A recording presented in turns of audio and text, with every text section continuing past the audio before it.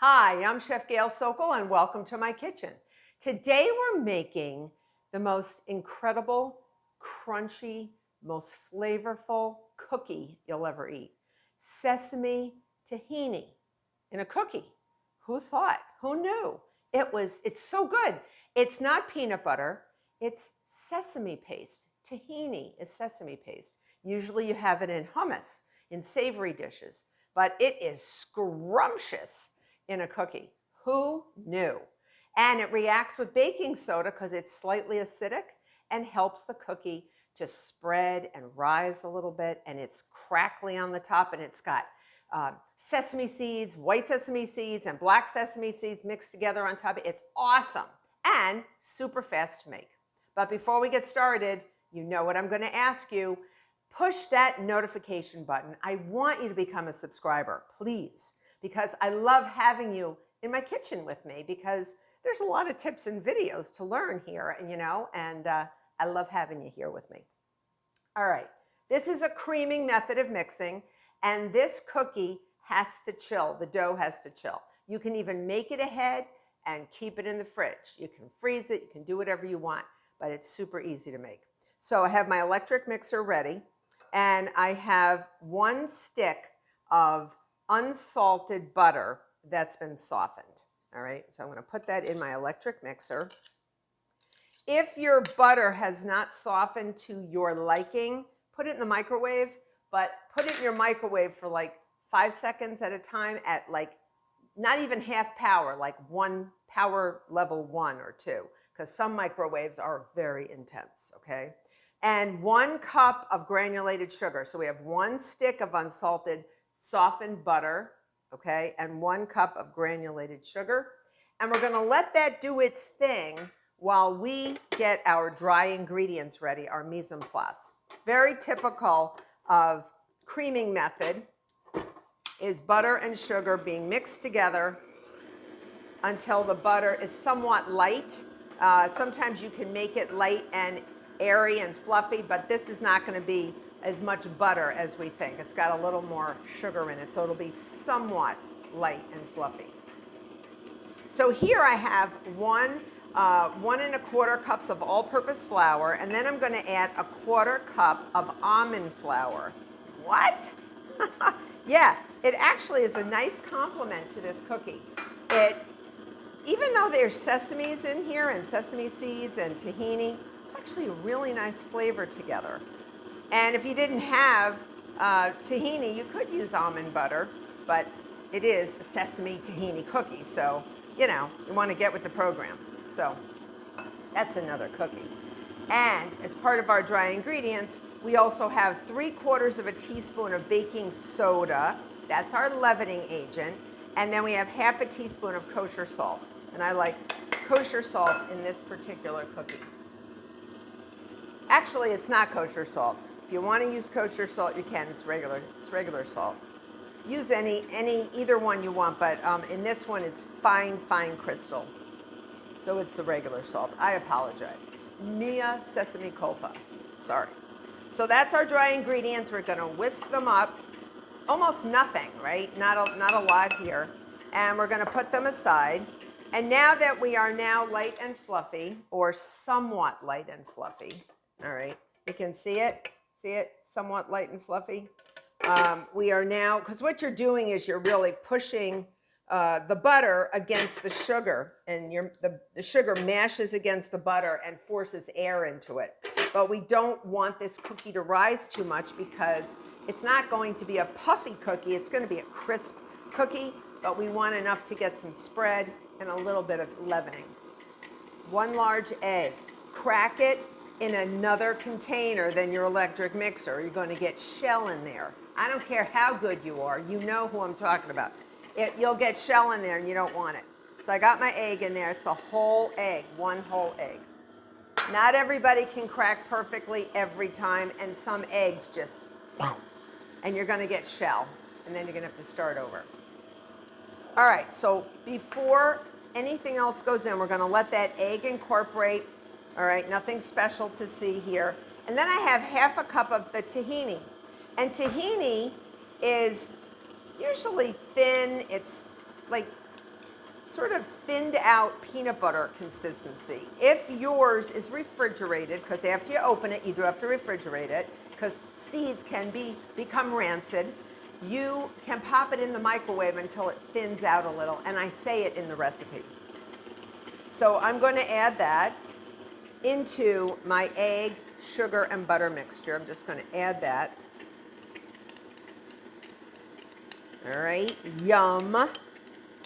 Tahini is so good in savory ingredients, but wait till you try it in here. It's like, it's going to give you a whole new look about what you can do with tahini. Now, a teaspoon of pure vanilla extract is going to go right in. And then my secret ingredient to give it the pow of sesame, 2 teaspoons of sesame oil, right? Cool, right? This is really going to make that sesame taste pop. Unbelievable, absolutely delicious. Pour that 2 teaspoons sesame oil. Sesame oil is super intense. So even when you use it in Asian cuisine, you don't use a lot because it's so intense. This is just enough to get our delicious sesame tahini cookies going. All right, now it's time for our solid ingredients, our dry ingredients, I should say. And I'm going to get another spoon since I used my spoon already. So we have all of these ingredients. And now we're going to put our dry ingredients, our flour, baking powder, baking soda, salt, and our almond flour. Just to give it a little something, je ne sais quoi, you know what I mean? So we just start adding this as slow or as fast as you want, but it's nice to just give it a little time to absorb.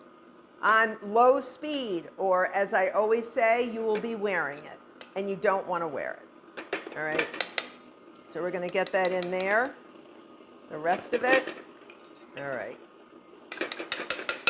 And I'm going to completely empty this bowl because this bowl is going to hold our dough now, and when it goes into the fridge, that's what we're going to be chilling it in. So let me stop. I'm just going to go big mix real quick, and then we're going to show you what we got. It smells outrageous. You don't know whether to eat it now, spread it on a cracker. It's so delicious. And this is what it looks like. It's like a really, really easy dough. And I'm just going to get this. I just want to get this out of here, and I'm going to put the dough in here. It almost feels like a really fun dough to play with, you know, but you don't have to roll it out. We're going to be rolling it in, this is like a molded cookie. We're going to be rolling it in balls and then rolling it in the 2 types of sesame seeds. A lot of fun. Something to get the kids involved with. All right. So now we're going to take this. I'm going to move this out of the way.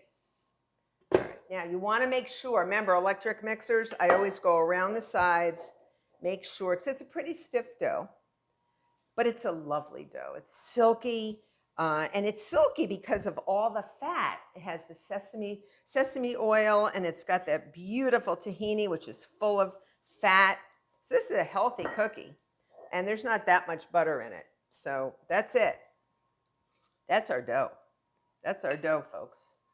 Super simple. So we're just going to put this in here, all right? Or if you want, you can just wrap it in plastic wrap and throw it in your fridge or freezer. Just make sure you label it and date it. Don't look in there in 6 months and say, what the heck is that? All right, so 30 minutes can be up to an hour. I usually do about 30 minutes. And then while it's in the refrigerator, you can preheat your oven to 350 degrees Fahrenheit. All right, so in the fridge, 30 minutes, see you back. So my sesame tahini cookie dough has been chilling, and it doesn't get that hard because the tahini is pretty soft even in the fridge. It doesn't get as hard as butter, but we do have some butter in there, but not a huge amount, so it doesn't get super hard. So I have a tiny scooper, about a 1 tablespoon scooper, maybe a little less. You can take and make these big, or you can make them smaller. If you make them smaller, they're still going to be about 3 inches in diameter. I made about 30 total. If you want to make fewer but bigger, you can actually make a 2 tablespoon scooper. And then what I did was I took a pie plate and I took a total of 3/4 of a cup of mixed sesame seeds. So I mixed dark sesame seeds, black sesame seeds, and the natural sesame seeds, and you just mix them up. So if you really want to be really, really, exact, you could do 3/8 and 3/8, and 3/8 is easy. It's just 1/4 cup plus 2 tablespoons of the white sesame, and 1/4 cup plus 2 tablespoons for the black sesame. But I just mix and match. Don't go crazy. No one's going to be counting your sesame seeds, so don't worry about it. Put it in a pie plate. Mix them up so they look really, really pretty. And then what I'm going to do is I already preheated my oven to 350 degrees Fahrenheit, and I told you to do that as the dough was going in the fridge. It helps it heat up as quickly as you can. Now we're going to scoop, and they don't bake that long. They bake about 13 to 14 minutes. That's it. So once you do this, you're just going to throw them in here. Throw them in there. Okay. So I'm taking a little bit more than the scooper full. Just throw them in there. And then I'll show you what I do. So I just roll them.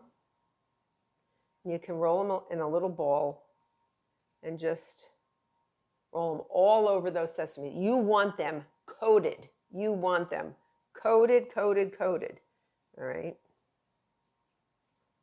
And if you want to make them a little bigger, you can. So you do whatever you want to do. So once you roll them all over the place. Put them about 2 inches apart. They're going to spread.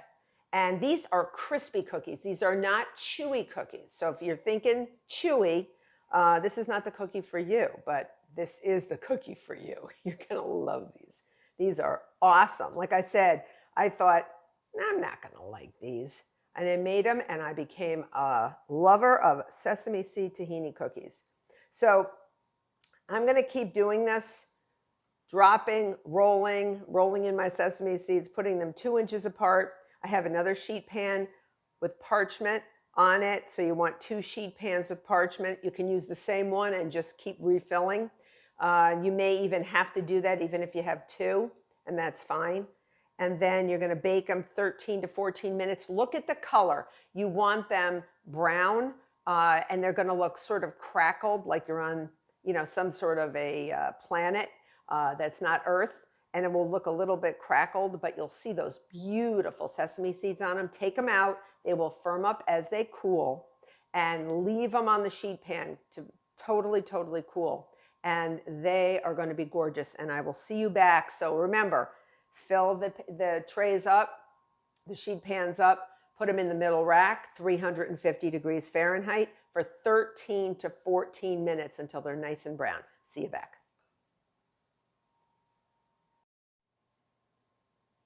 Look at my sesame tahini cookies. These have been sitting and cooling for about 5 minutes or so. They baked for 13 minutes because, again, my oven runs hot. So see what you want to do. Start with 13. Go for the extra minute if you want to. They are gorgeous. And let me show you. Remember, they're crisp. They're crackly. Just listen. Listen. Shh. Oh, nope. Those are too soon out of the oven. Let me get you one of these. A minute. Watch. I heard it. I don't know if you heard it, but I heard it. They are absolutely scrumptious. And if you really want them to be crispy and crunchy, you will have to wait till they cool completely. So I hope you make these sesame tahini cookies. They're awesome. They're easy. They're delicious. They freeze well. And all your friends and family are going to love them. I hope you become a subscriber. Till next time.